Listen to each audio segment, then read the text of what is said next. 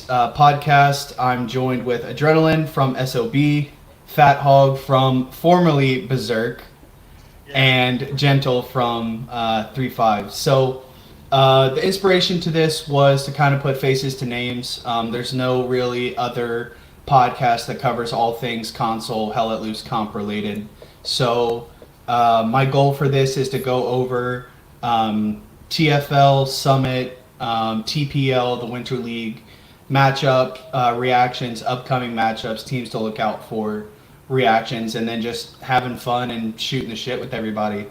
So that's all I got. I'm Winters from the 21st, and I'll open it up to you guys. So do you guys have any opening statements that you would like to make?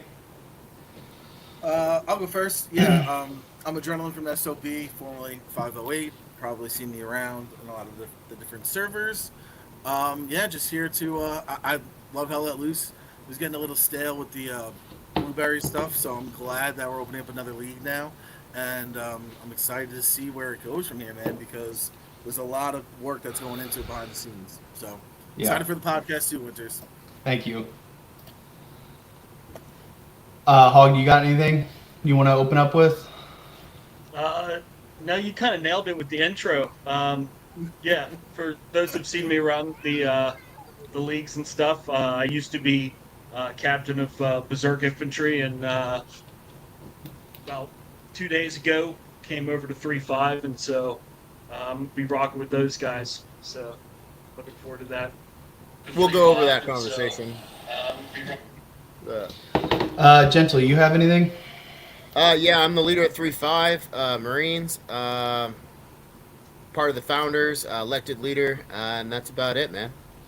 Let's get into those questions, man. Yeah. So just to kind of update you guys on the chat that's going on in YouTube right now. There's 15 people watching it, and nice. What you guys talked about earlier, or what you mentioned, Gentle, about us just blue-collar fat white dudes. Dude, that's what's going on in the chat right now. So it is, man. All beards, all fat, middle-aged white dudes just trying to fuck, hope for a blowjob and play Hell Let Loose, man. Yeah. Well, I mean, like I said before we went live for the people in the chat, if we were any better looking or any more like athletically sound, I promise you, I wouldn't be hosting a Hell Let Loose competitive podcast. I'd be like at training camp getting ready for the NFL or something. We also would be hosting a podcast on a Friday night at 9 o'clock or 6 o'clock. I'm sure we'd be doing something more productive.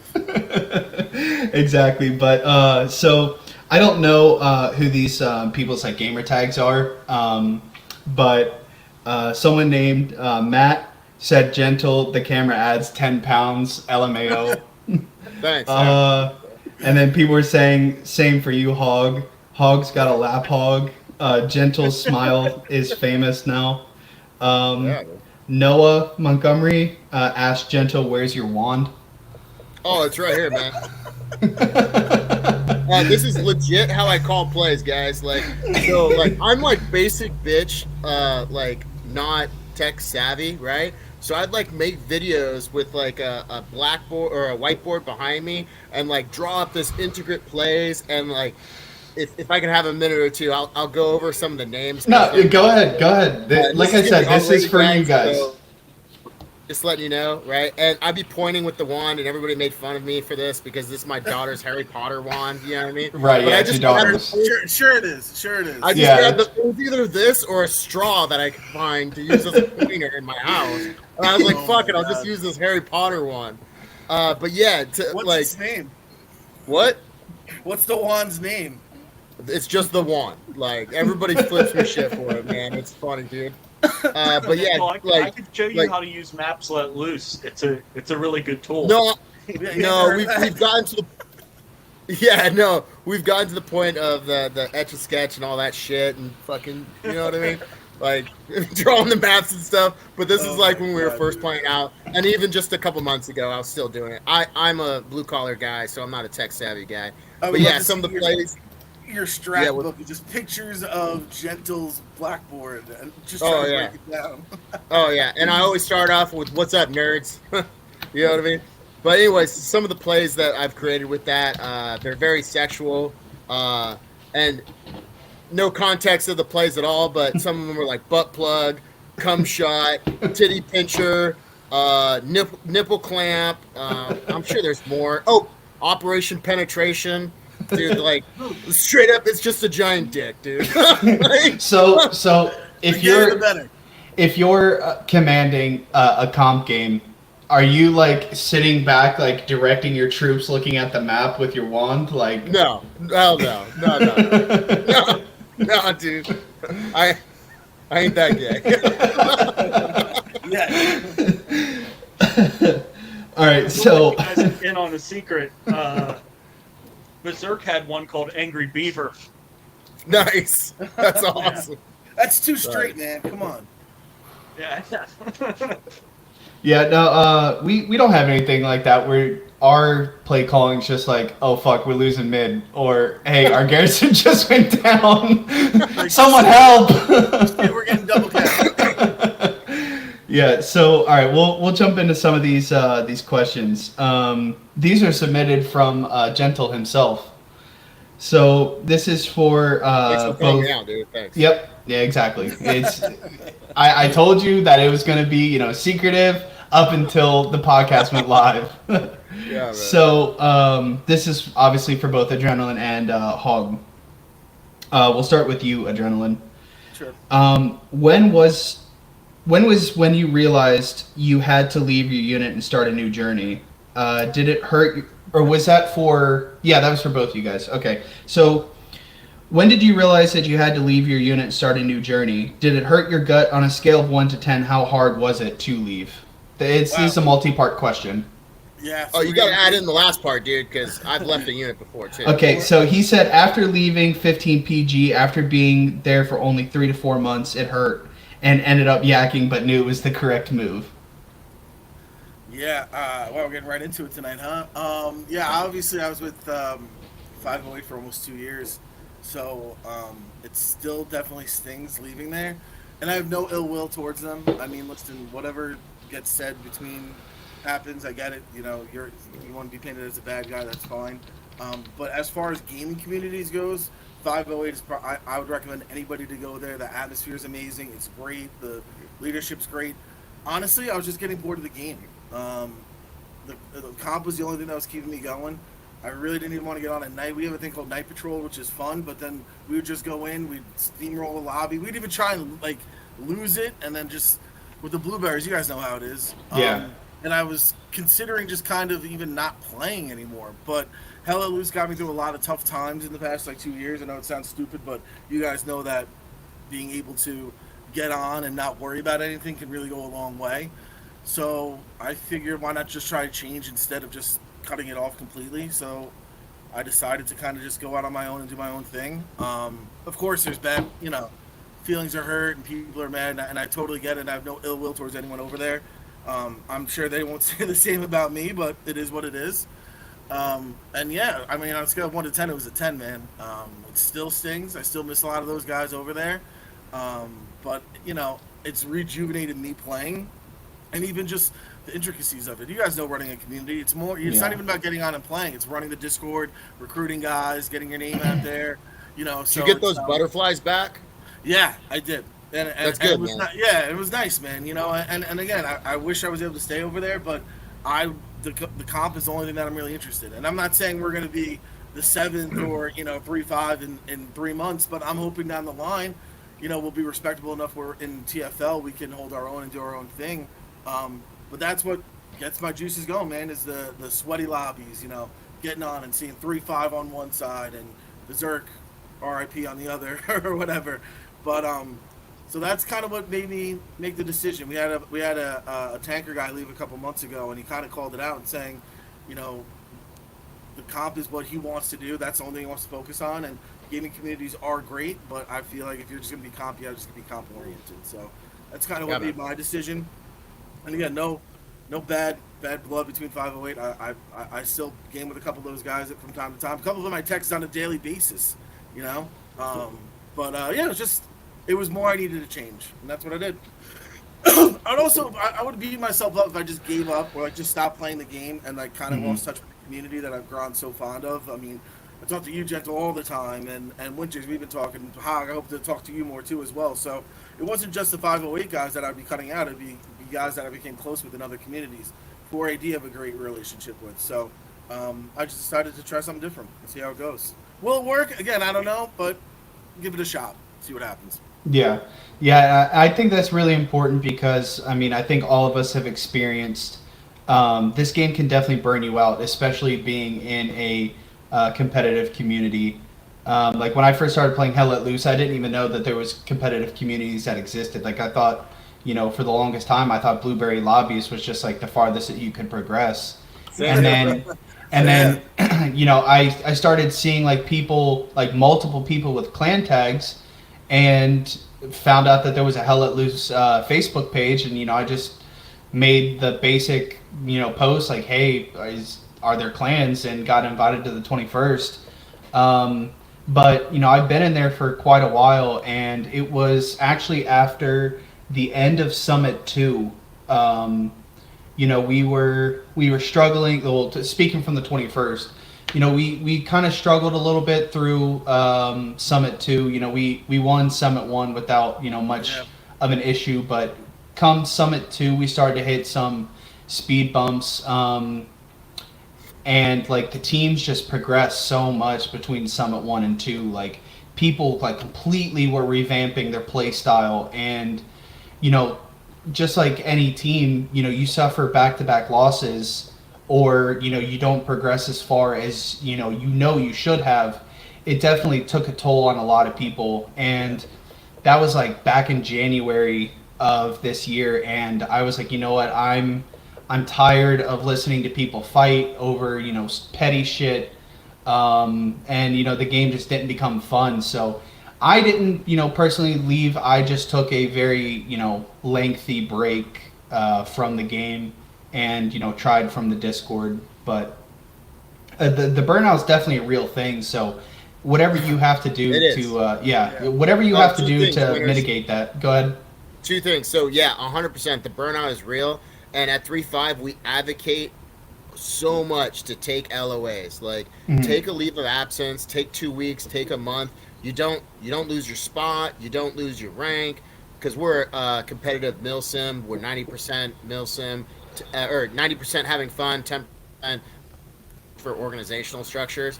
But yeah, the burnout is real, man. I've went through it last December-ish, you know what I mean, work and everything, and you just need to take time off. But I had a question for you before we go to Fat Hog. You're the only champion here. How was that championship belt, dude? Winters? Oh, no, I'm reading the chat. Sorry, You're good, man. People are trying to make fun of me for the TV and the bed. So I'm just gonna address this real quick. That's the first thing I said when I saw it. Okay, hold on. Time out. I am sorry, I completely blanked on that question. But for everyone that's saying, oh, your TV's on the ground, ooh, it's on an air mattress. That TV I just put in here because it burnt out. Like when you turn it on, like the back light comes on, and this was mounted on the wall. It's not broken because it was on the floor. So, you know, don't make comments about that. The TV, you know, is broken, so it's just gonna stay there. The air mattress, this is a guest room, so I'm not gonna put, you know, a fucking king size bed in a guest room. Like, you're here as a guest at my house, most likely drunk. You can either sleep there or sleep on the floor. I don't care. So unless you're gonna help me pay for a bed, that's where you're staying. But going back to your question, Gentle, it was you know, being the only champion here. How did we feel about that? Yeah, man, that must have been awesome. Yeah, so it definitely was the highlight of my competitive, I guess, career, if you want to call it that. We played on Kursk night, and we played against, I think, I'm blanking on it. It was one of the Australian teams. I think wasn't it Ross? Didn't Ross get to the finals both times? I think it was. I couldn't remember if it was either them or TFMC, but I think it was ROFS.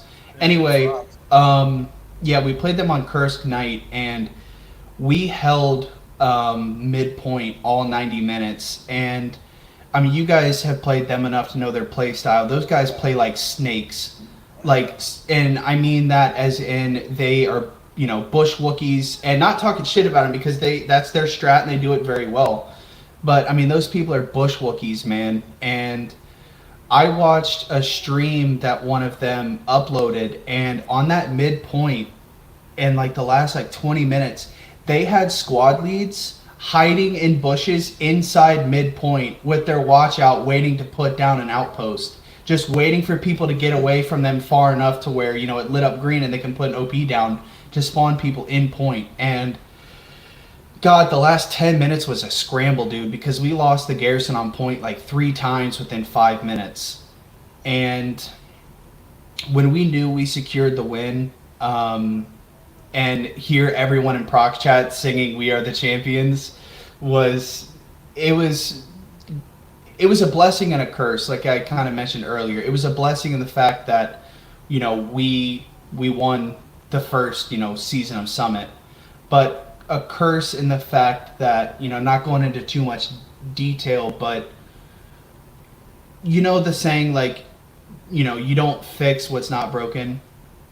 We thought that the strat that we had winning Summit 1 was going to be what carried us through Summit 2, and that was not at all the case.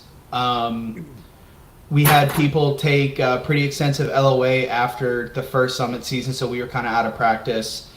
Everyone else in Summit 2 was revamping their strats, and we weren't. So that's where we kind of hit the roadblocks. But to answer the question simply, it was the best experience I've had in a comp game. That's by awesome, far. And I mean, I don't put it past you guys to be, right up there, fairly soon. I know, 3-5, you guys are, I remember when you guys first started, and, I've always been a fan of, you guys and everything, and you guys have become a pretty formidable force. So, I'm definitely excited to see, what you guys can do in TFL. Appreciate it. We haven't heard from Hog yet, man. Yeah. So I guess everyone else their chance. Yeah. So I guess we'll just reiterate that first question. Now that the cat's out of the bag with what happened to Berserk, how are you taking that? Yeah. So it's been 2 days, right? So like this is a relatively new thing, and in fairness, it wasn't supposed to be me and a handful of guys left to go to another clan. Originally, the discussion was, and I want to be careful because obviously I still have friends in Berserk, right? And they've explicitly asked us to like not use certain terminology like when discussing the state of Berserk. So I'm just trying to be kind, but from my perspective, Berserk went from being a top 3, 4-ish clan to needing an entire year to rebuild from the ground up. I could spend the next hour of the podcast breaking down why that was, but we proposed that we would just merge our team with 3-5. Some of you guys might know Fubar, the founder of Berserk, good buddy of mine. Awesome, dude. Yeah, he's a good dude. And he had been kind of on the fence on like what to do about this team that he built and took to, a top tier status, and to see it falling apart and stuff over the last season. There had been a lot of discussions on what we were going to do about it, and try as we might, things weren't really looking up. And from my perspective, it was a time where it was time to just turn a new leaf. And I had hoped that the whole crew was going to come over to 3-5. Me too, boo. Yeah. I had fully expected that we would lose some people. Obviously, people come and go from clans all the time. We had some people go to Spam. We had some people go to the 8th. We had some people go to the 7th. over the course of the past year, and so we expected people to go back to their friends. But I was really hoping the core group would come over, and that just didn't happen. So, just to clarify for anyone who might be watching at home, Berserk is technically not dead. They're just in they're in a state of rebuilding from the ground up. Obviously, we had made the decision to pull out of Summit and TPL back when I was still captain. That was purely based on we were fed up with the Europeans. I felt like that was the right move, guys. Yeah. I felt like that was the right move for PZRK. We're allowed to say like whatever, right? Just to Yeah, clarify. yeah. Riverside doesn't have. European teams can get fucked. Big, get bent. Fuck you guys. Trying to make us play on Thanksgiving weekend, like, fuck you. We just wanted to pull out those leagues. We were tired of dealing with it. We thought that the people who ran the leagues were biased, and if you guys have different opinions, just say screw you, Hog. You don't speak for the rest of us. But we were done with it. We were excited about TPL. Some of the guys from Berserk helped build TPL. And we were excited to play on fair servers with fair competition. Yeah. Unfortunately, through all the changes that happened, Berserk couldn't field a full team, and so we tried to combine with 3-5, and some of the guys are going to stay to build until they can field a full team. It was very hard for me, though. That was the other part of the question that I thought was important to answer. 2 days ago, I sat in my cubicle at my job, hovering over the leave server button for what felt like 2 to 3 minutes. It was something that I put a lot of time into. Little inside baseball. Hopefully Berserk doesn't get too mad at me. I was in charge of the infantry, both the offense and the defense. So out of our 50 guys, I fielded 34. And so I had the majority of the clan directly underneath me. And I felt personally responsible for a lot of the downfall we had. Started to second guess myself and stuff, and this, that, and the other. It was hard to say goodbye to it, even though I knew going to 3-5 was the right answer. So yeah. So some follow up questions I have to. Hang on, to, can I just go ahead. Yeah, go ahead. I mean, Hog, I'm just watching you talk, man, and I feel your pain, man. And I think that's something about this community that sometimes gets lost. I mean, like, I know people jump from, and I'm starting, we started over and stuff, but like the time, the effort, the relationships you make and stuff, like, it's not just at the drop of a hat when you have to leave. Like, that's the thing that I feel like, I mean, me personally, that I've been getting, torn apart a little bit from some people is like I'm this horrible human being. Meanwhile, they're forgetting all the stuff that I put into it before that. I didn't do all that just to one day decide to leave and everything like that. I mean, it was a tormented decision that I decided to do best for me, to make sure that I was having fun in a community that I loved. And I'm watching you talk about it, man. I feel your pain and having to deciding to go and start anew like that, man. So I respect it. Yeah. So the follow up questions that I had to like Berserk and what you were saying was, I mean, it didn't seem like that long ago that Berserk was a force to be reckoned with. So what do you think kind of contributed to some of the back-to-back losses, or like the break apart or the splintering? Was it kind of like what I was saying with what happened with the 21st after going into Summit 2, where strats weren't updating or teams were just redoing theirs? Because it's not like the level of talent within Berserk, I mean, I don't know, you would know more than I would, but it's not like the talent within Berserk changed all that much. So where do you think that disconnect or like the losing started to come from? I mean, they lost. I don't mean to cut you off. You guys lost your whole armor division right before you played us, and you almost beat us. I mean, obviously the talent was there. Yeah, I mean, it's such a difficult question to answer. I guess it depends on how far back you want to go. right? Because Berserk, like you were saying, like from season to season, teams are improving, strats, metas are changing constantly. The stuff that worked early on, you're not going to trick anyone with the airhead bombing run this time. Like shit evolves. And so we all learned the hard way that Artie's king, and or queen. Sorry, don't get mad at me. No, Artie is the king of battle. I'm a Yeah. former artillery man. Oh yeah. Listen, I was a poke, as they say. I don't know. I ran a bulldozer. But anywho, no, I think first off we did lose a ton of people. When we made the right decision, but executed it the wrong way, right? A lot of times dealing with this Discord stuff, you have people who disagree, people who have attitude problems or ego stuff, and maybe I'm even guilty of that myself. For this, that, the other reason, we had disagreements, and people found it to be their breaking point. And they left, so we lost a decent amount of our defensive infantry.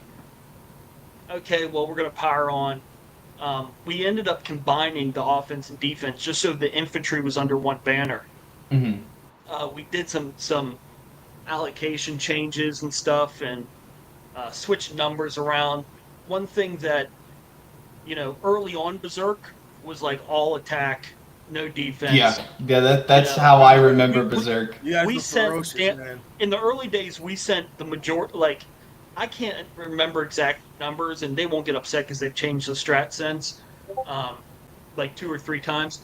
But early Berserk sent like 30 to 50, 30 to 40 guys at defensive points.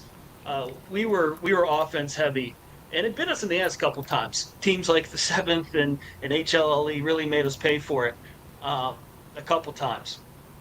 It was like if the offense didn't get it done in the first 10 minutes, we ate it hard. And then, like you said, with a number of our tankers leaving, we lost a lot of key personnel, and with that stress, like Gentle was mentioning earlier, the burnout from our command staff, we lost a lot of majors, and so yeah, I think it was less a change in skill level, and more so a change in losing a couple key personnel that were gluing the team together. Yeah. Can I expand on that? Yeah, So, go ahead. I was going to get to BZRK. you talking anyway. So speaking of BZRK, like even 3.5, we've had splinter offs. TOB, we've had 2.9, and then the amount that they had in a short period of time of people leaving, like I'm shocked and surprised they're able to still be really competitive still, right? I know personally from 3.5, if we had that many in one season, we would be struggling as well. And it's impossible to keep everybody happy because if you turn left, you're going to have, personnel asking, why didn't you turn right? You know what I mean? Mhm. And it's a tough thing. So you have to trust the system that you're in. You have to trust the community and team that you're on. And it sucks. And you can't keep everybody happy no matter what you do. And I feel for BZRK, and I've said this during our discussion of the potential merge, which didn't end up happening. Is I want BZRK to succeed. Like it only feeds and helps 3.5 and itself because as 3.5 we got our asses kicked by BZRK for like a year straight. Like we would win. We would win like once out of a month or 2 months or here and there, you know what I mean? Because we played together every Wednesday, every 2 weeks, every Wednesday, every 2 weeks, and we would it would be nasty, sweaty games, high intensity, outstanding games, like the games that you dream for in Hell Let Loose, and yeah, you could just tell that it teetered with more and more personnel leaving, and it sucked. And I saw the writing on the wall kind of thing, where I saw not the writing on the wall, but I saw like the aspects of like, hey, we could merge this. I remember Fubar talking to me last year about that, of when he was the actual owner of BZRK, of like what 3.5 and BZRK could do if we merged. and it was always like a what if, you know what I mean? And then I brought up or it was brought up to the potential of offering that of like, hey, we could do a full-on merge and integrate, and it didn't work out. I thought it moved faster than I thought it was going to. I'm grateful and thankful for those that joined up, and I have high hopes for them because they're straight dog killers. Like, oh my god, like. And then going back on Hog's aspect of being burnt out, I first time was able to play in a Winners League fill-in for 101, and that was the first time I've ever played a killer's game, right? You have no idea how burnt out you can be just playing SL and Commander always, and that's all you get to do in comp settings. And it's amazing to realize, like, oh man, I could do something different, and then you learn the love of the game again, you know? Yeah. That same thing happened to me last week. Oh, I'm sorry. No, finish with what you were saying. So last week, I jumped in 7th Cav, had a Winter League match, and they asked a couple of us while I was still with Berserk to jump in on their match. And obviously the rules of Winter League being, for those who don't know, that you cannot SL for another team, but you can be a fill-in in the squad. And myself and It's an Fubar awesome rule, by the way. I like that. Yeah. That's a good rule. Yeah, that's a good rule. And so myself and Fubar, former owner of Berserk, and another guy who came over to 3.5, we hopped in that 7th Cav squad.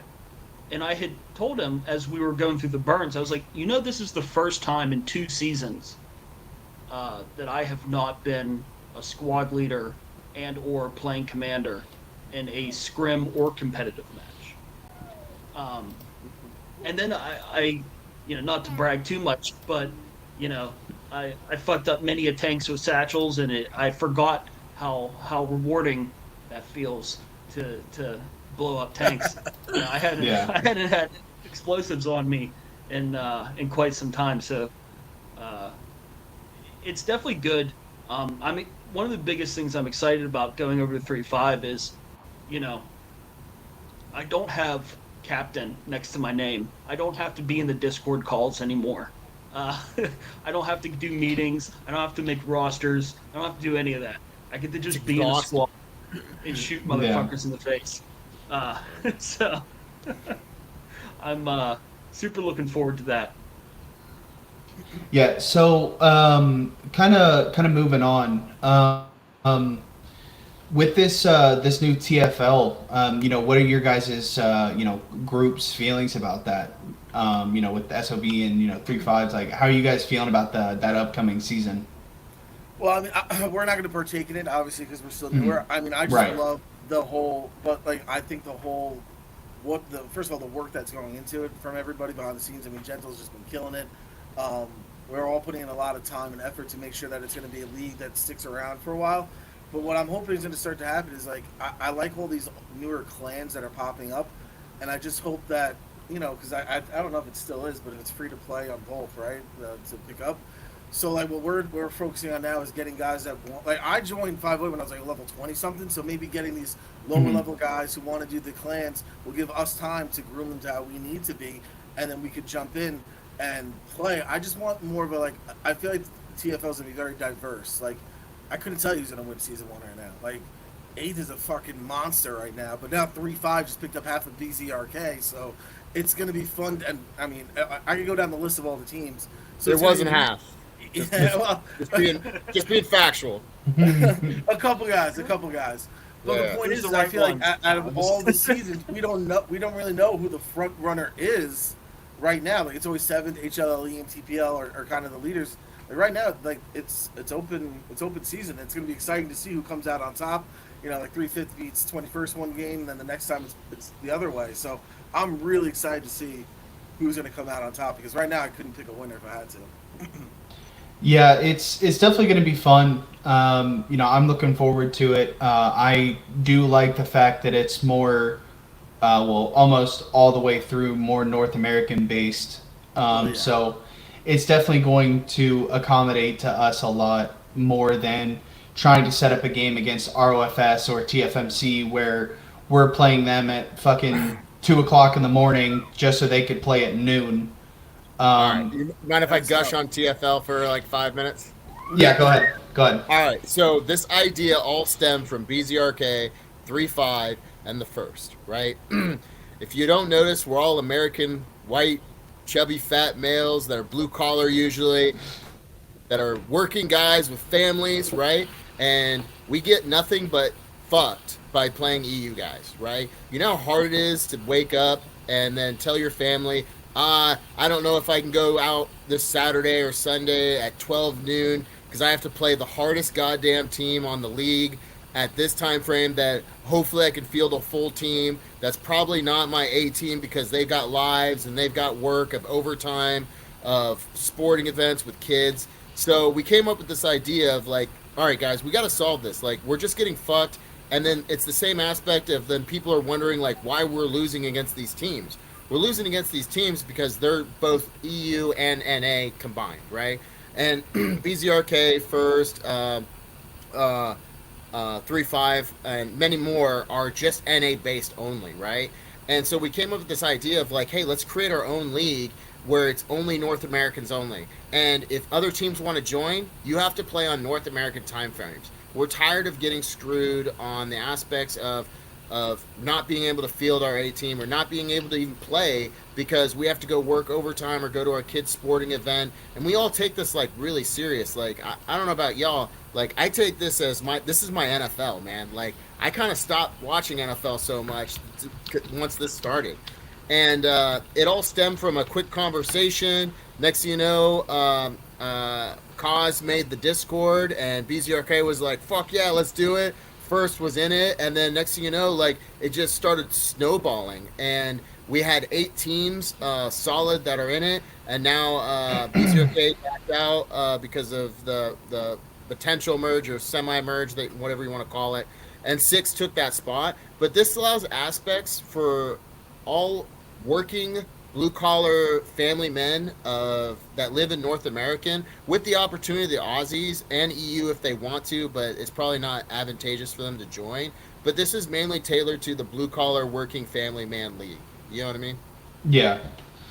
Yeah, it's... So I got a question in the chat from one of the 21st guys, and it is something that we have been discussing amongst ourselves. The 21st has, I wouldn't say like a huge part of our team, but some of our heaviest hitters are from the UK, and those guys have made a lot of sacrifices before. Like I mentioned, when we play like ROFS or TFMC, and you know, we had a game I remember once where I didn't think I was going to make it because I had to work like until 9 p.m. and it got to like 10 o'clock and I'm still at work. I'm like, fuck, dude, like I'm still stuck here. I'm gonna miss the game. And I hit up the chat and I'm like, hey, I know I'm supposed to be squad lead. I don't know if I'm gonna make it. And they're like, dude, we haven't even started searching for a game yet. I'm like, what? We didn't finish the burns and start the game until midnight, and some of our EU guys stuck it out. And you know, it's like 3 or 4 o'clock in the morning for those guys. So the timelines don't line up. They just don't with Aussie and EU or even American and EU. It just doesn't line up. You know? So I mean, to answer Dunn's question, I mean, it's going to be tough. It's again going to be asking a lot from our EU guys, but you know, I hate to keep asking them to make sacrifices, but it's just what's going to have to be done, honestly. If they can't make it, you know, it's going to suck not having them, and I would rather have them, but, I mean, like you guys said, the show's got to go on, so, you know, we'll make do. We'll be fine. So, to finish up some of these questions I got, because I know, Gentle, we're running out of time for you, so if you got to step out, that's fine. I'm good, man. I still got about 15 minutes. So this goes for you guys. Gentle, I know you were the one who asked this question, but I want to hear your answer as well, and I'll answer it too. We'll start with Adrenaline because I haven't heard you in a little bit. In your career, what has been your toughest game the most fun you had in a game, and a match that surprised you, whether you didn't expect to lose that game or you didn't expect to win that game, either way. But just to ask again, what was the toughest game you played, the most fun you had in a comp game, and what game surprised you? Oh, that's a good question. So the toughest game was definitely the BZ Arcade, the last comp match I've played. I put so much time into that, watching videos, just getting recon, just asking people what was going on, and then playing on Mortain, which seems to be our map, or was 508's map. Man, that match, I think I ended up dropping like 48 kills too, or something like that, squad leading. It was just, I poured my heart and soul into that. I couldn't, and it was just so back and forth, man. And we ended up capping it with like, I don't even know how much time, like 4 minutes left or something like that. We got midpoint, and it was just, I was standing up, I was yelling at my TV. That was the toughest match. Definitely, and intense. What was the other two? What was the most fun you had in a comp game, and what game surprised you? Most fun, honestly, I have to say the first ever com match I played was in Summit with Rofs. This is back before they had the vote to kick and everything like that. And we had a troll, which I could tell you a whole story about, which was funny. But that was when I was like, man, this game is fucking awesome. I was a low level still. I think I was actually squad leading in there too. And we got Remagen Bridge, and we held Rofs off for almost like 50 minutes on the bridge, man. It was just a bloodbath, and that was. I don't think I did too well kill wise. I was so nervous as my first match, but that was that was when I was sold, and I'm like, okay, I'm just gonna engulf my whole entire life into Hell Let Loose now. That was definitely it. And surprising, I'll be honest, was the 9 May match. We were a big underdog going in there. 9 May was a fourth. I think they'd be in the 8th. They were up and coming, and then we just kind of, I don't want to say mopped the floor with them, but we did pretty well against them by taking out their tanks. But that was a surprise match. I knew we would do better than we could. I thought we'd pull it out 3-2, but then we probably could have won it, but we just played it a little bit like 5-0, but we played it safe. But that was a big surprise for us to come out on top. That's kind of when we kind of turned the corner on the comp scene a little bit, I think. But yeah, those are the 3 matches, man. Those were good ones. Adrenaline, are you a Remagen fan? So Performance aside. Yeah, I like Remagen when it's on the bridge. I think there's a lot of skill, but like there's those little cheat codes that everybody knows a little bit about. But honestly, I can play Remagen. If any map was going to be unbanned, I don't mind Remagen. So. Yeah, Hog. What about you? What was your toughest game, the most fun you had in a comp game, and what game surprised you the most? So the hardest game by far, we did it back to back. The season before last was the 7th on Foy. Fuck those guys. No. I was tasked with it. I was still offensive infantry SL at the time, and they had a heavy and a medium up on map edge. There's 300 yards of snow and openness for me to cross, and no amount of smoke artillery, smoke grenades, and me building little half walls across the fucking open field could get me any closer to getting a satchel on that tank. AT guns weren't staying alive long enough, and our armor was getting their ass kicked. So that was by far, that was the first time that we took mid back from them. So we proved that 7th can bleed, which at the time hadn't happened. That was the toughest match by far, and we did take the L. Most fun match, I think I'm going to take a page out of Adrenaline's book. I remember my first comp match I played with Berserk. I was level 65. There was a guy named Task Force who was the offensive CO, and I was just a MG in his squad. And we were Germans on Hill 400. Oh, man. And I let that MG42 yeet. I remember I just unlocked the MG42 over the 34, 32, whatever the fuck. Yeah. I haven't touched it since. But once I unlocked that 42 and I let that thing eat in a comp setting the first time, uh, that was my first time like really sitting down in a game and getting more than like 30 kills because I was level 60, relatively new player. Um, yeah, that was definitely a fun one. Yeah. And then I forget the other thing you asked. The toughest game that you had, or the most fun that you had, toughest, and game that surprised you. Oh, game that surprised me.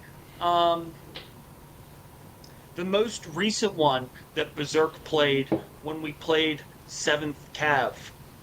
A team that had just started and they 5-0'd us in like, uh, you know, a nonsense amount of time. Mm. Yeah. I know that that's probably not the direction you were asking that question, but that's the direction I'm taking it. Yeah. That No, was a big it's surprise. it's That your was a big answer. surprise for us. Yeah. Yeah. All right, Gentle, what about you? I've got like all the games by memory because I'm either like a main SL or always commander, right? Yeah, me So too, man. the few games that I remember is like one of the most funnest ones was my first leading game as commander versus Baker's Dozen, and we shocked TPL World. I felt like we shocked them. We probably didn't, right? But we 5-0'd Baker's Dozen in under an hour, I think it was. And I remember King James was like, "Man, we didn't take you guys as serious as we probably should have." And then they ended up Baker's Dozen ended up falling off, and he ended up joining a group. Um, a game that surprised me is actually recent. It was 4AD. I have to give them a shout out. We lost to them in Summit, which was really surprising because we just like BZRK, we fight bi-weekly, but on every Monday, right?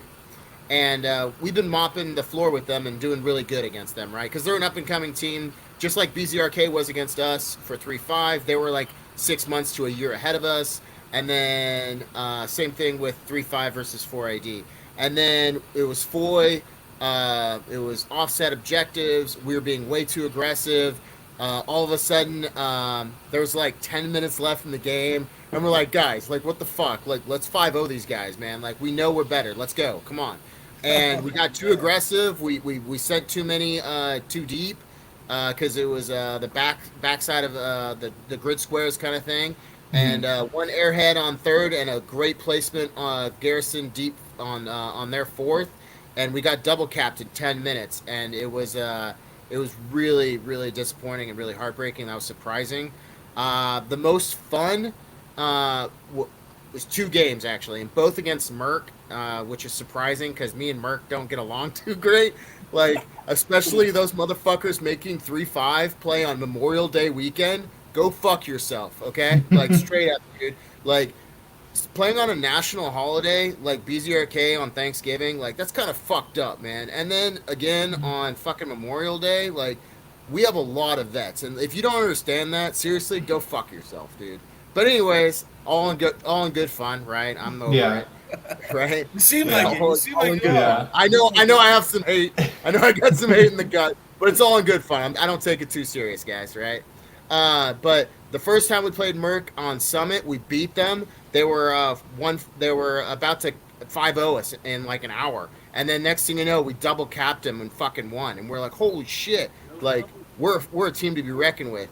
And then another time we played them in TPL playoffs for gold semifinal, and we were seriously like a cunt hair, one body, 1 second, cunt hair. Like you couldn't see red on the third OBJ, and we lost it, or we didn't take third OBJ, and there was less than 10 minutes left, and I knew if we would have taken it, the game was probably over.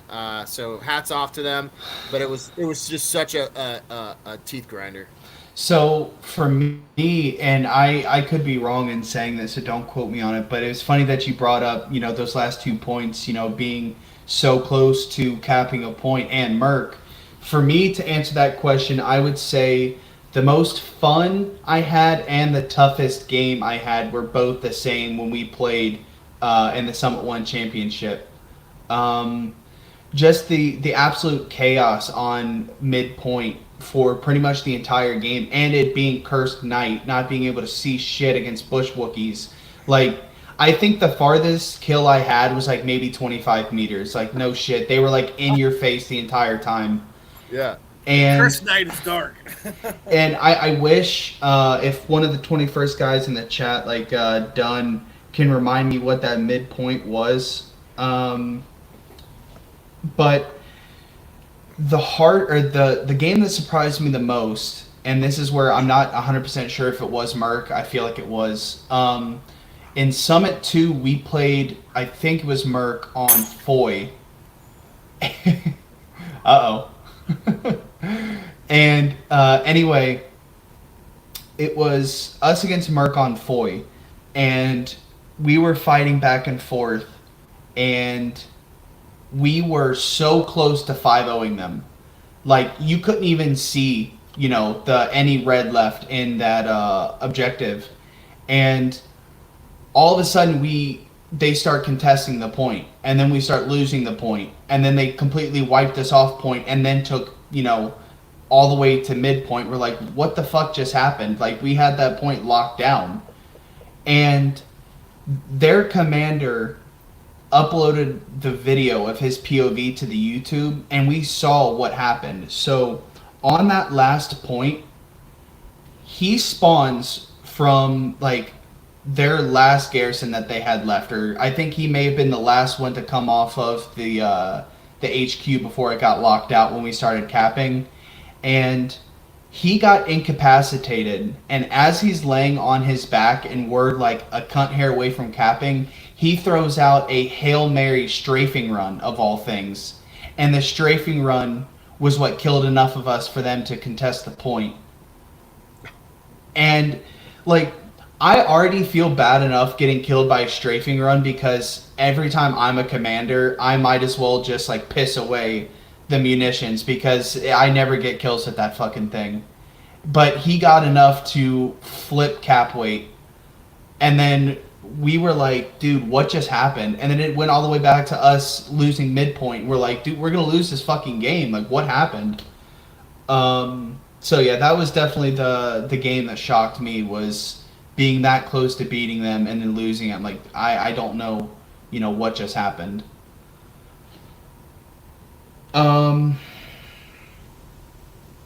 Yeah, so people in the chat are saying Summit 2 Merc versus 21st will go down in history as the greatest console comeback.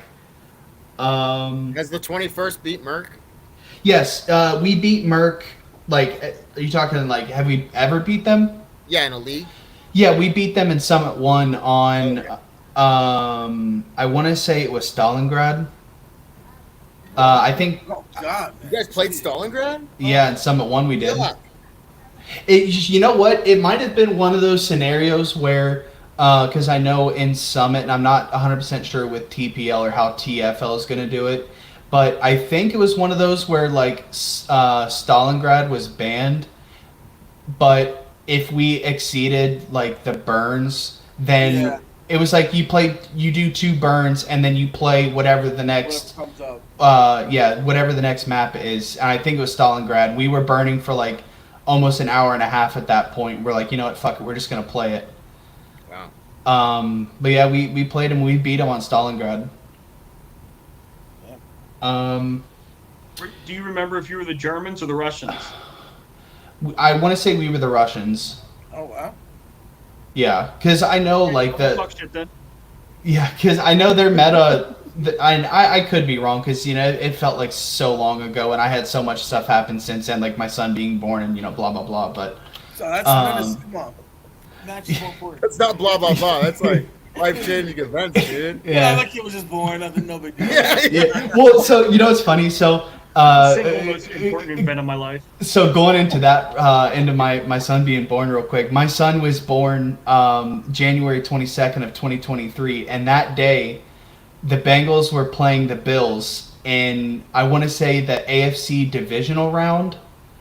And my son was born in the morning, but before he was born, I remember telling my wife and the doctors, I'm like, look, the Bengals are playing the Bills at 1 o'clock in Buffalo, AFC divisional game. He's got to be born before then, or I'm sorry, but I'm like going to the waiting room or something. I'm not missing this game. Oh my God, dude. Yeah. You said that to your, oh God. You're still Yeah, married? so Which Yeah. one of those teams do you root You for? killed me. the Bengals. I'm from Cincinnati.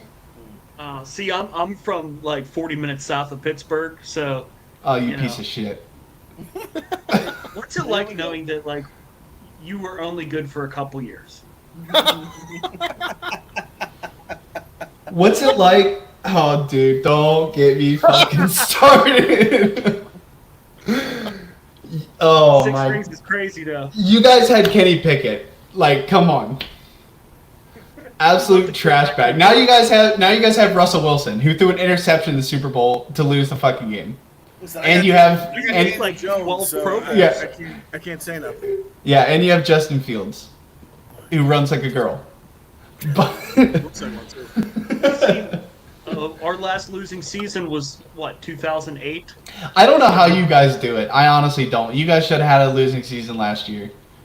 It's that defense, baby, wins championships. I don't get it. But so that's kind of. Do you guys have anything else to say about TFL? I know, Gentle, you're going over your time a little bit here. I have high hopes for it. We have 8 teams this season. I believe we have 18 or 19 teams altogether that are interested into it or in the league, and I'm hopeful and grateful for them that hopefully that they can field season 2. And this TFL league is really built like the NFL. Like most North American guys, we all know football, right? Football, you play 2 divisional games, an interdivisional game, blah blah blah, right? And then you have a playoff, right? And that's how it is, right? TPL was kind of set like that, but it was just AIDS setting up against the EU guys. It really was, and it's unfortunate because those games are really fun and really high intensity, but it's just outside our time window to actually compete competitively. You know what I mean? feel like also there's so much time in between you guys scheduling. It seems. I mean, I'm on the outside. I'm not really. I didn't do TPL, but I just feel like it's like, oh yeah, you have 3 weeks to set this up. Which I mean, maybe. Yeah, it was like 2 or 3 weeks to set up a game, Yeah. and then playoffs was like sometimes 3 weeks or whatever. TFL is weekly. It's you Yeah. field your team on Saturday night. If both teams agree to play on a different night, they're more than welcome to do that. But if both teams don't agree, guess what? Saturday night is your go time, man. Like field what you got, because most of you guys are white family men, chubby, with kids, and you're blue collar, and you ain't got shit else to do on Saturday night. You know what I mean? Like you ain't going to the bar anymore. You know? So Yeah. I'm really hopeful that next season we can field either two divisions of 6 or 4 divisions of 4 and set it up like an NFL season kind of thing, where north, east, south, west, and I just got really high hopes for it. Yeah, we're definitely looking forward to it. I know, speaking on behalf of the 21st, we're definitely excited for it and everything. So, we're just ready to get started, man. To get back into it. So after you have to leave, Gentle Hog and Adrenaline, there's still some more unanswered questions from the chat. Would you guys want to stick around for a little bit longer once he has to dip out? Yeah, definitely, man. Okay. And I'm not trying to kick you out, Gentle, or anything. You leave No, whenever you're you good. need to. I got 4 more minutes, and I'm gonna. bounce. Okay, so I guess I'll just ask this question and then you can answer it first.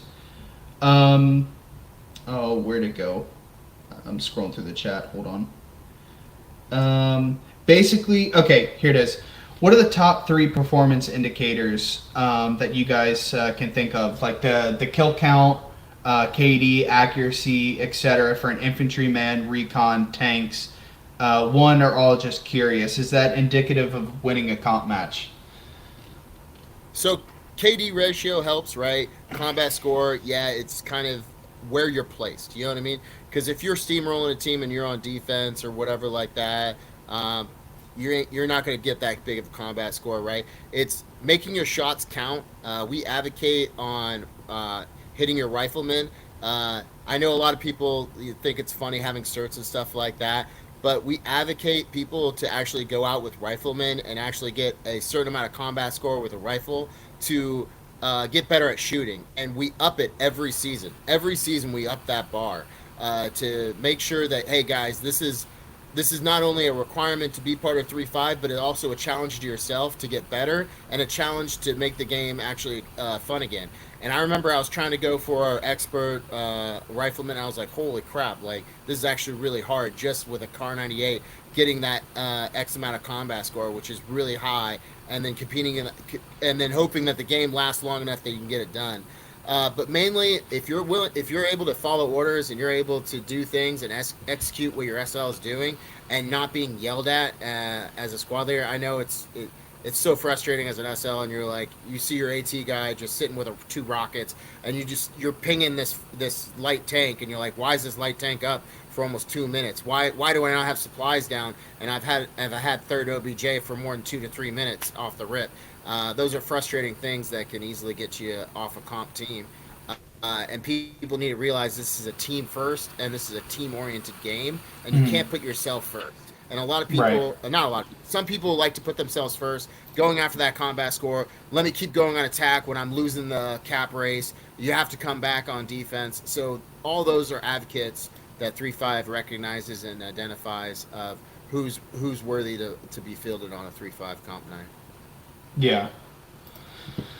Yeah, dude, that's awesome. I think that's something else that we look for, at least for the 21st, when we're playing in a Friday night lobby or whatever. When we're looking for people to recruit, we look more for the communication and the teamwork side than someone drop in. Build people up. Yeah. Like, I mean, it's easy to, want the person who gets 100 kills, in a game or whatever. But, in a comp game, I would much rather, in a comp game, putting it simply, I would much rather have a team of 50 average, 20 to 30 kills than having, a guy on the team who gets 100 and everyone else sucks.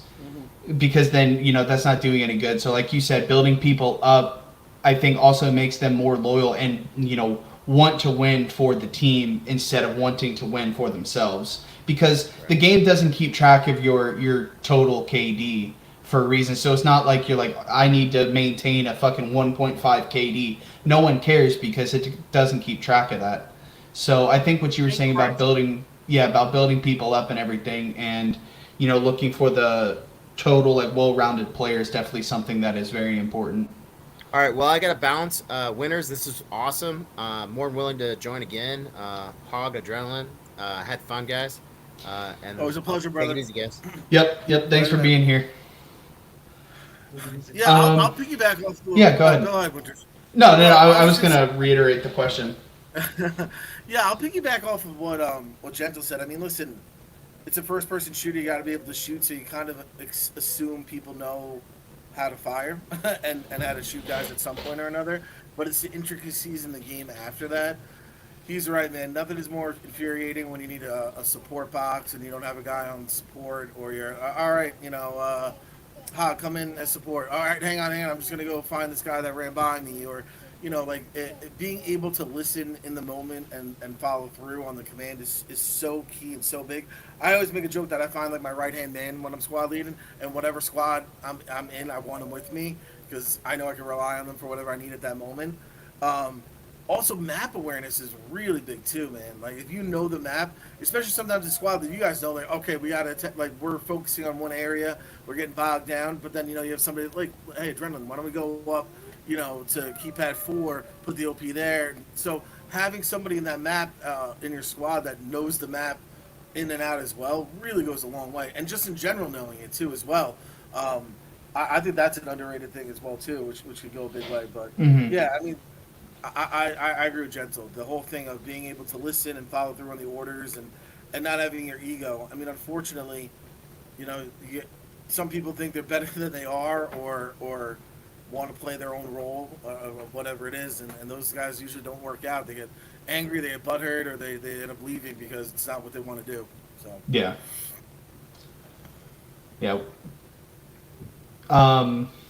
So I guess some of the few or the last remaining questions before we wrap this up. what more do you think they can add to Hell Let Loose? Because the game's been out for a couple years now, and typically, given the average lifespan of a game, I mean, Hell Let Loose is one of a kind, so it's not like it's going to be superseded by anything else.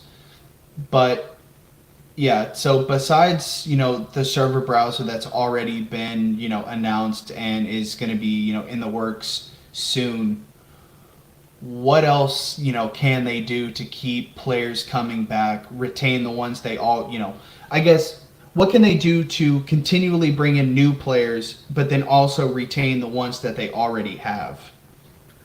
Yeah, that's a good question. I can take this one. Yeah, go ahead. I'll go first. So, I think Hell Let Loose, especially because we're all playing on console, the tactical shooter space on console is damn near non-existent, right? You got Hell Let Loose. You have Insurgency Sandstorm, which isn't even team-based. It's more or less an arcade shooter with relatively realistic ballistics. You have that Armor Reforger that can't run for shit and crashes like hell. And then you have Rainbow Six, if you can even include Rainbow anymore. No. And so, luckily for Hell Let Loose fans, we're stuck in a drought of tactical shooters. If this was PC, I think it's not going to last as long on PC because there's going to be those other tactical shooters that come out. I'm talking to you guys on my PC right now. I like playing Squad. I like playing Ready or Not, things like that. That's Squad 44 too. That's what I was going to say. Was Squad 44 is really giving Hell Let Loose a run for its money, at least on PC. Yeah, but specifically to answer your question, like, what does Hell Let Loose need to do to kind of like Rainbow Six get into that like long-lasting game territory, a game that's going to make it 10 years? They need to take a page out of Rainbow's book, and they need to keep the content coming. With that, obviously, they need to fix the issues we all are aware of, right? Like, it's unacceptable that I'm constantly... I mean, I don't know what platform you guys play on. I play on Xbox. I'm PlayStation. Gotcha.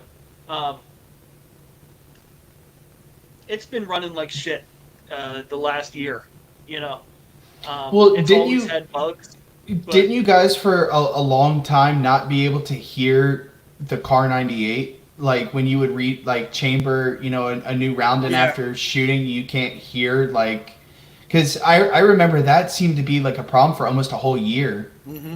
Yeah. I mean, there was a million different bugs. I still to this day, every once in a while, playing in pubs, get the one where you go to reload your MG and you don't do the animation at all, and somehow you have a new belt in. I love that though. I love that bug. I still get It's a grenade convenient from instant time reload, to time too. but Yeah. no, but like I think obviously bug fixes need to happen, right? The game needs to run smoother. People aren't going to keep playing it. It's not new players are not going to stick out the learning curve to stick with the game if it doesn't run properly. And I think the biggest thing the Hell Let Loose needs to do is they need to get the Pacific Theater in. Yes. It's crazy that we added El Alamein before Iwo Jima. You know what I mean? Like, yeah. So every team is fighting the Germans right now. So to expand on that, so I have 2 points to bring up. One, I want to make sure that I'm continually keeping the chat involved in doing what bringing up what they're saying.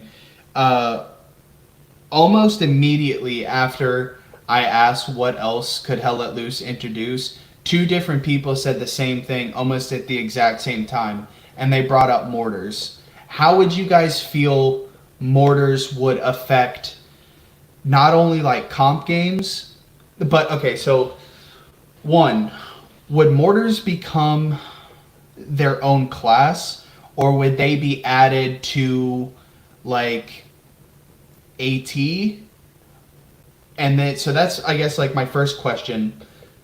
My second part question is with mortars. Do you think that would affect the usage of artillery at all? I would hope that they would get rid of artillery. I know this is an unpopular take. No, I hate back that. I hate the current arty loop in Hell Let Loose, where one team has to send people to go kill artillery. It's so annoying. The other team, in turn, waste resources defending artillery, and it's this basically dick measuring contest of which team is going to waste more resources to keep these big fuck off guns firing. And the whole taking out nodes.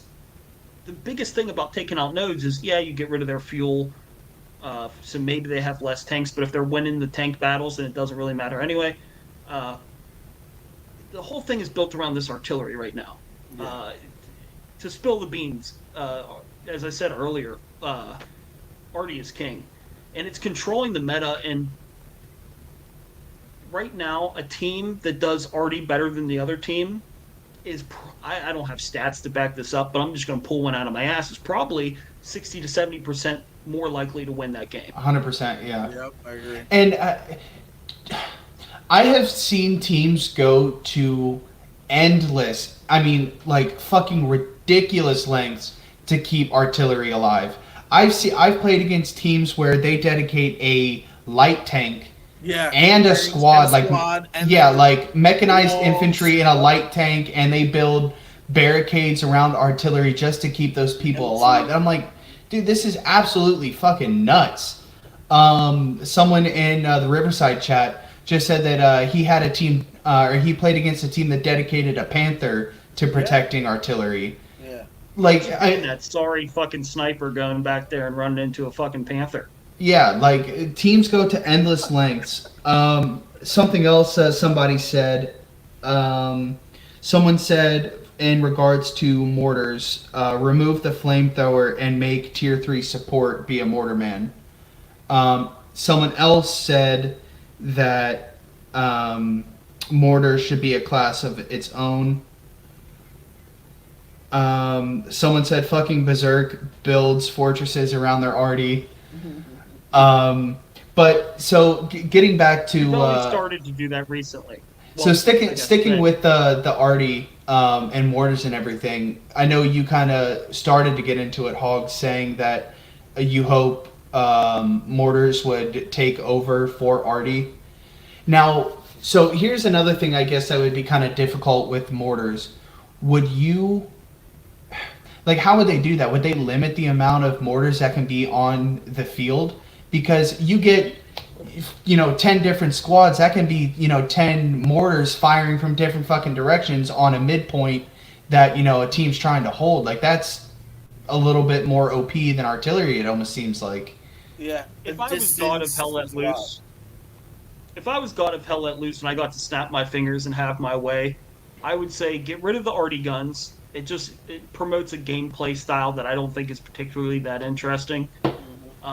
And then just like we have infantry squads, we have recon squads, we have tanker crews, make a mortarman squad.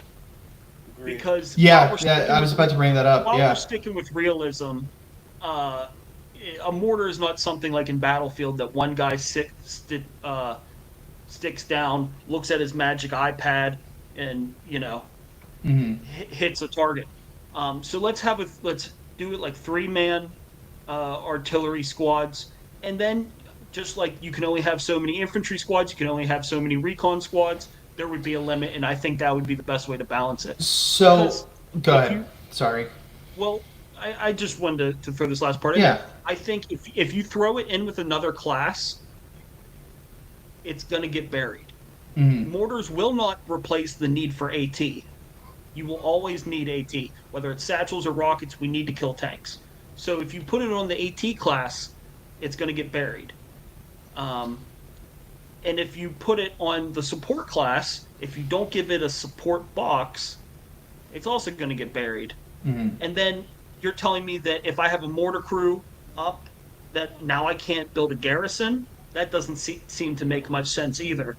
Maybe engineer, but...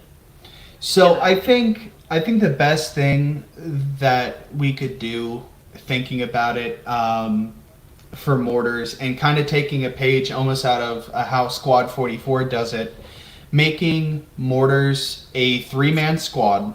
Yep. You have the mortar man, the one that loads the mortars, carries the rounds and everything, and then you have one dude with like an SMG or whatever that's literally dedicated to just protecting the mortars. And almost for the mortarman and the loader, you can almost mount them to that mortar the same way that you do an artillery gun that's already a mechanic in the game. And then that third person in the squad is just free floating with like a Thompson or an MP44 or whatever that's solely dedicated to just protecting those two guys stuck, for the time being, mounted to that mortar. Squad 44 does it that way. They do have a mortar that is 1-man operated all the way through, but the blast radius of the mortars is the same as like a grenade. So it's nothing crazy. But if you wanted like the heavy mortar, then it does require 2 people to use it. So I think they could do that, make it a 3-man squad, almost like how tanks are. Yeah, I think it'd be fun. I mean, I definitely think it would have to be its own class as well too. I mean, the RD too. I mean, then you have to get a calculator to use it, and I hate math, and I think it should be a lot simpler to use as well. And like also being able to move around the field, like maybe being able to break it down and move from position to position. I mean, it depends on the distance. It depends on like you said, Winters, like how powerful it is as well too. But I think it would definitely bring a different element to the game. But like you were saying, Hog, I mean, I'm with you on Artie, man. It's just, it's crazy. I remember when we played the 7th one time. It was just a rolling artillery barrage. And we ain't getting a call.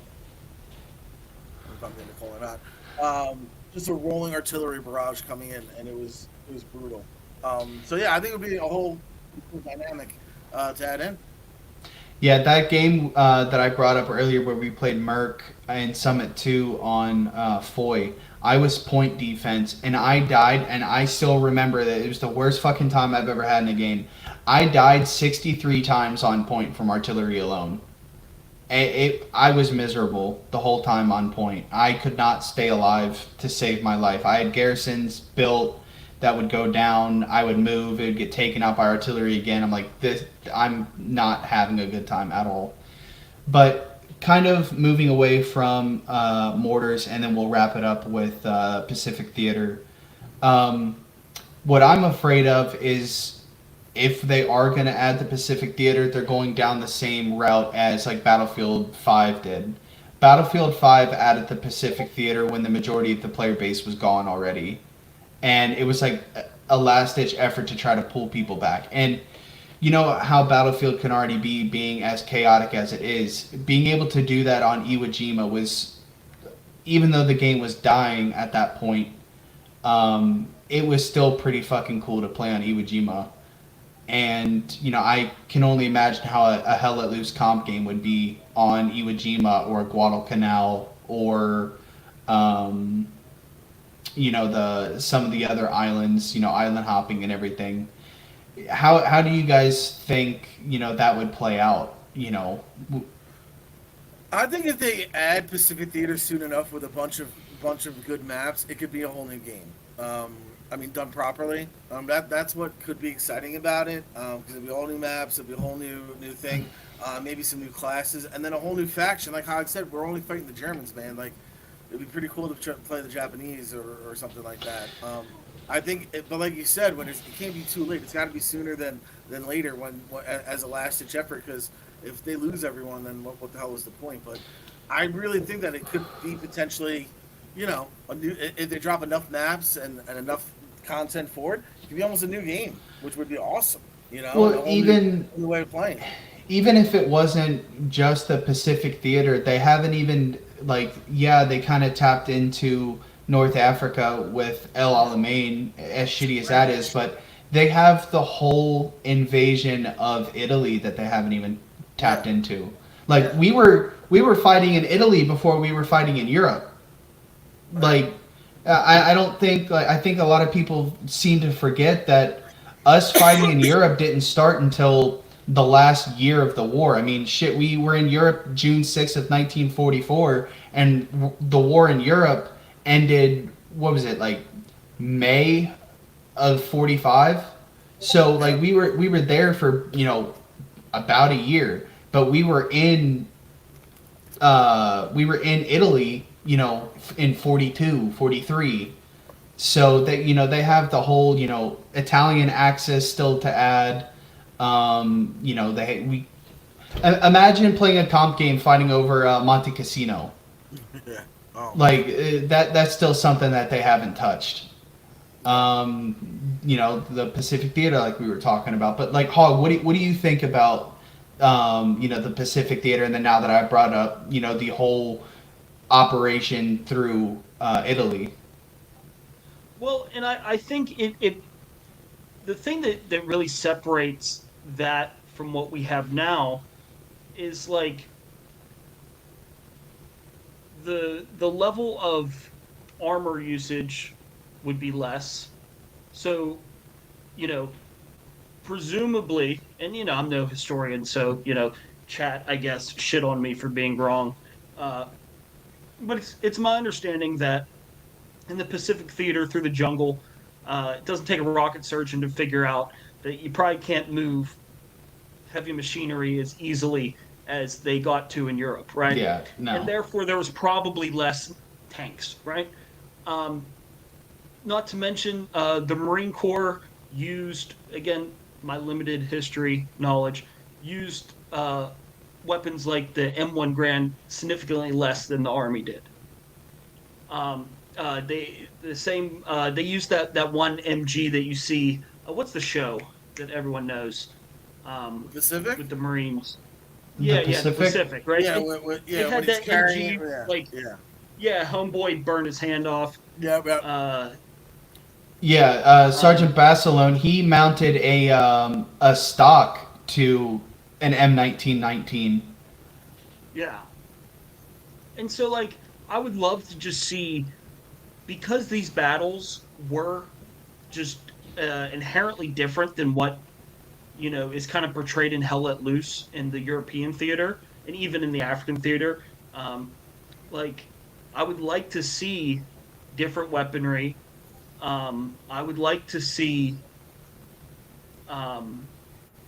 more dense maps that cause you to have this like much closer engagement distance than what we experience now, and having that difference in gameplay loop. Like, if you play 4 to 5 matches of Hell Let Loose, depending on how quickly you're rolling the blueberries, if the lobby survives, it admittedly, as someone who's played the game for like 2 years now, it admittedly does get stale, the loop. And it's the only thing keeping us still playing this is this competitive league. Like, if it was just pub stomping, I think we would get bored of it. So I think to keep the game alive, you can't, just like people used to complain about Rainbow Six, you can't keep a game alive by worrying about the competitive meta. Mm. You have to keep the Joe Schmo who's playing on a Wednesday night, the Blueberry, interested. How do you do that? You do that by switching up the gameplay loop to where this match feels different than this match. And I think a completely different range and type of combat would suffice to do that. Yeah. It'd be a new game. Yeah. It'd be a new game. It'd be cool. All right. Well, I'm gonna start wrapping it up. You two, you just stick around. Once I stop recording, we'll still be in the call, but we're going on an hour and 24 minutes. I just want to say to both of you, and Gentle too, but I'll reach out to him. I really appreciate you guys being here. I appreciate everyone in the chat for showing up for the first episode. Planning on doing this weekly. There's going to be a lot more content coming. We're going to be going over the matchup reactions from the games that have played, going over teams that we didn't expect to win, teams that outperformed what people were thinking, so on and so forth. Bring on some of the winners, some of the losers.